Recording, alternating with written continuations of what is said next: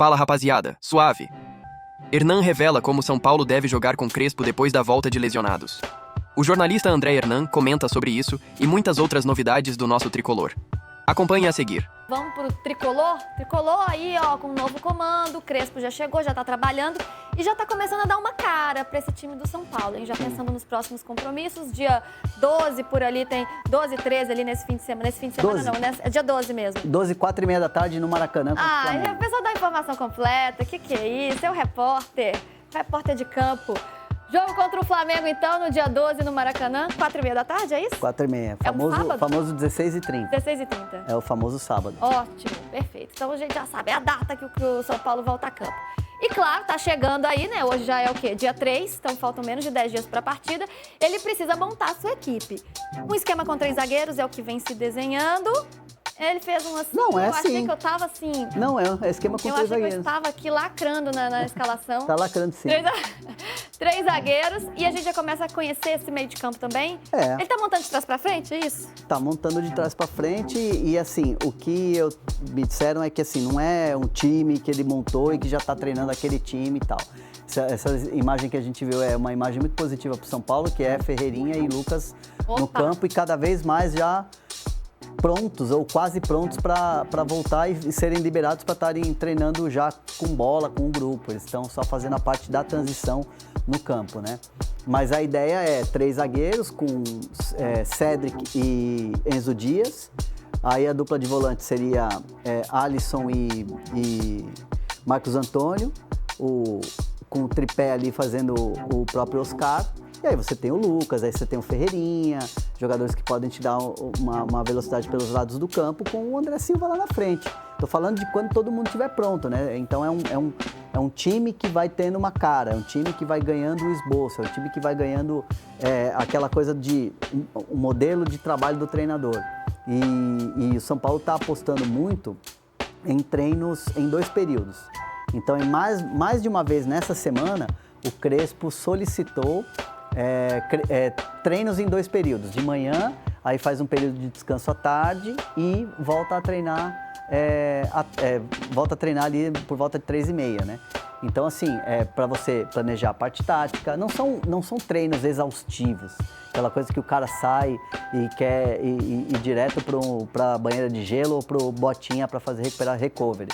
Mas são treinos importantes para ele olhar esses jogadores no campo e fazer os movimentos que os atletas possam entender aquilo que o treinador quer passar. Então, por isso que são 2 semanas que o Crespo está aproveitando ao máximo para poder montar o time, para deixar ali com a cara dele para esse jogo contra o Flamengo. Porque a sequência não é fácil, né? É Flamengo, é Red Bull Bragantino e é Corinthians. Corinthians, isso. É uma sequência que não é fácil, não. É bem pesada e, ao mesmo tempo, é um privilégio você ter uma intertemporada como essa, né? Porque não é comum em todos os anos. Então, nesse ano, o Crespo está tendo uma espécie de pré-temporada para montar a sua equipe. Então, você sabe que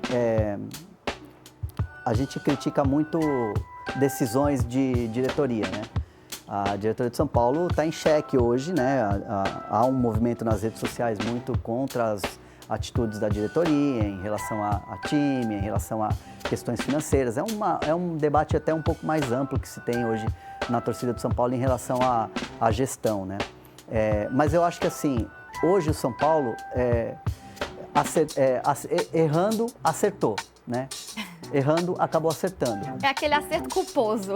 Porque... Sem querer. Porque assim, quando teve o Rogério, e aí acabou o Campeonato Paulista, e foi eliminado pelo Água Santa nos pênaltis, decidiu a manutenção do Rogério. E aí depois você teve toda a intertemporada do período que ficou parado do Paulista até o começo do Brasileiro, e aí quando retomou o Brasileiro, começou a ir mal no Brasileiro, e aí demitiu ele no jogo da Sul-Americana, né? Não dava mais e tal, aquela coisa toda. Com o Carpini foi a mesma coisa. O São Paulo é eliminado de maneira precoce no Morumbi, pelo Novo Horizontino, vai para a intertemporada com o Carpini, chega nos primeiros jogos contra times importantes e tal, perde em casa, aquela coisa toda, demite o Carpini. Nessa vez estava se desenhando a mesma coisa com o Zubeldia. O São Paulo vai muito mal no Campeonato Brasileiro, aquela coisa de olhar muito mais para a zona do rebaixamento do que propriamente para a parte de cima da tabela. Ponto parênteses aqui, é importante dizer que o time estava bem nas Copas, mas era um bem não atuando de maneira espetacular que deixasse o torcedor satisfeito, mas tomou-se uma decisão ali, muito que partiu do treinador de sair, e o São Paulo aceitou, já que no primeiro momento o São Paulo não tinha aceitado a demissão dele no jogo contra o Vasco. O São Paulo aceitou, agiu rápido, trouxe um nome que agrada muito a torcida, que queria muito e que está trabalhando com sangue no olho e que pode dar certo. Então, assim, eu vejo que a direção de São Paulo acertou errando. E acho que diferente dos outros episódios, Carpini e Rogério, quando a gente acabou vendo um São Paulo perdendo o ano, eu acho que dessa vez pode ser diferente. E para a gente arrematar o assunto São Paulo, acho que é importante a gente atualizar a situação dos lesionados que estão voltando. Você já falava do Oscar, Sim. que estava assim, né? Não, o Oscar já está zerado Já e o Marcos tava Antônio zerado. Titulares. São 2 jogadores titulares. Pode cravar aí, ó. Escalação de São Paulo contra o Flamengo vai ter Marcos Antônio e Oscar. Pode cravar. Gostei, hein? Chama na lente da verdade aqui Pode cravar mais uma aí. vez. Pode Para André cravar Hernan. 3 zagueiros, Alisson e Marcos Antônio dupla de volante, e o Oscar vai ser titular porque esses caras estão voando. É isso, hein? Informação chega aqui. Não é nem de véspera, não, gente. É 10 dias antes do jogo, o homem já tá cravando a escalação. O que é isso, André? Que faz? Como diria Craque Neto, que faz, gente? Diga-se de passagem.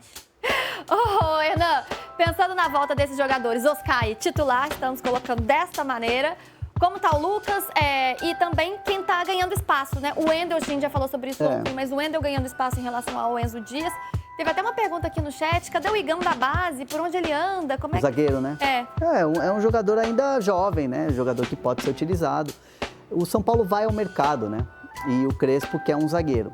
E aí o São Paulo vai olhar o mercado dos zagueiros. Eu acho também que poderia dar uma oportunidade pro Igão. Mas aí você pega um jogo, por exemplo, de Libertadores. Aí você está com seus 3 zagueiros. Aí o Alan Franco toma um cartão, é suspenso. Aí você tem o Arboleda que machuca.